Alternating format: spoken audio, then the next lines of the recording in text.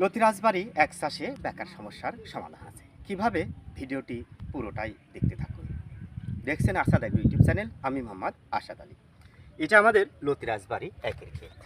এই যে দেখতে পাচ্ছেন, আমরা চারা থেকে চারার দূরত্ব রেখেছি, এই যে চারা থেকে চারার দূরত্ব রেখেছি 1 ফিট, সারি থেকে সারির দূরত্ব রেখেছি 2 ফিট। এই নিয়মে প্রতি শতকে চারা রোপণ করতে হয় 150 পিস। আবার চারা থেকে চারার দূরত্ব 1 হাত এবং সারি থেকে সারির দূরত্ব 1.5 হাত। এই নিয়মে প্রতি শতকে চারা রোপণ করতে 130 পিস। আপনারা যে কোনো একটি নিয়ম ফলো করতে পারেন। প্রিয় দর্শক, দেখেন এটা লতি রাজবাড়ী একের গাছ, সুস্থ সবল গাছ। প্রত্যেকটা গাছে এলোপাতারিভাবে লতি বের হয়েছে।